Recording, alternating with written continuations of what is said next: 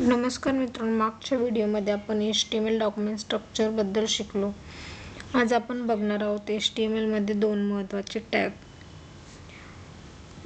First heading tag, second paragraph. वेबसाईटवर कोणती माहिती दाखवायची असेल तर आपण सर्वात अगोदर हे टॅग वापरतो. चला तर सुरुवात करूया. Heading tag. HTML मध्ये हेडिंग टॅग दाखवण्यासाठी H1 ते H6 असे एकूण 6 टॅग आहेत. तर आपण हे प्रॅक्टिकली बघूया. याच कोडमध्ये मी H1 ते H6 पर्यंत पण हे करूया.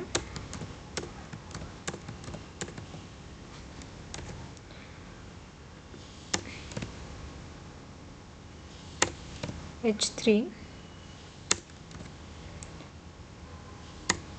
H4, H5, H6.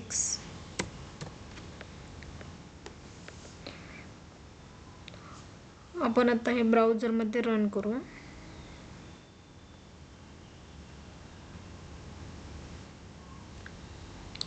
तुम्हाला दिसत असेल H1 ही सर्वात मोठी दिसते, म्हणजे आणि H1 ही सर्वात लहान दिसते. तर हेडिंग नंबर जसा वाढत जाईल तसं टेक्स्टची साईज ही कमी होते. म्हणजेच की सर्व ठिकाणी आपण H1 वापरायचं का असं नाही. एका पेजमध्ये साधारणपणे आपण एकच H1 वापरतो, कारण ते एक पेजचं मेन हेडिंग देण्यासाठी. बाकी आपण सब हेडिंग देण्यासाठी H1, H2, H3 चा वापर करतो. म्हणजे की वेबसाईट ही व्यवस्थित दिसते.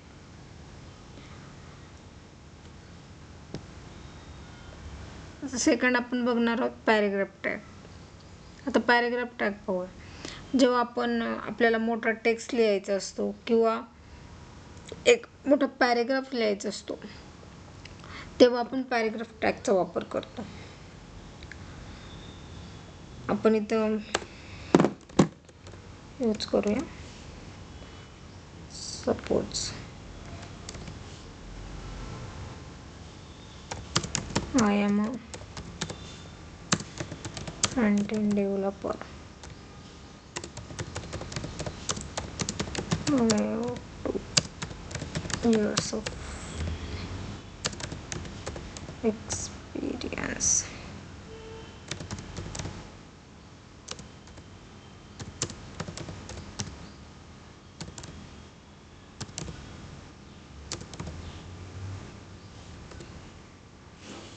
तर हा एक काय झाला, आपला पॅराग्राफ झाला. तर आपण ब्राउझरमध्ये जर रन केलं तर आपल्याला एक टेक्स्ट पॅराग्राफ म्हणून दिसेल.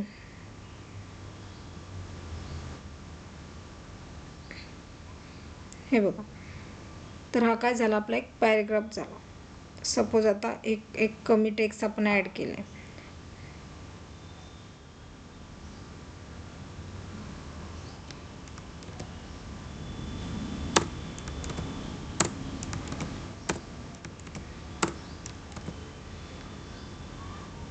तर तुम्ही बघितलं तर एक हा पॅराग्राफ झाला. ब्राउझरमध्ये आपण किती पॅराग्राफ लिहू शकतो कोडमध्ये, ते आपण ब्राउझरमध्ये म्हणजे आपल्याला वेगवेगळ्या याच्याने दिसतं. आपण एकाच पॅराग्राफ टॅगमध्ये लिहिले म्हणून हा एकच पॅराग्राफ दिसतो.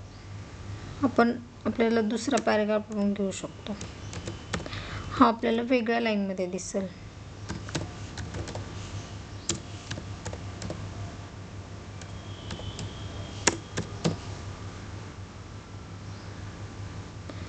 तर हा प्रत्येक टॅग हा वेगवेगळा आपल्याला दिसत असतो. तर एक छोटंसं आपण हे एक एक्झाम्पल पाहिले. हा कोड आपण एक रन केला, त्यानंतर त्याचं आउटपुटही आपण बघितलं. तुम्हाला हेडिंग आणि पॅराग्राफ दोन्ही दिसतील. त्यामधला फरकही दिसला. H1 टॅग, त्यानंतर H6 हा सर्वात छोटा दिसला.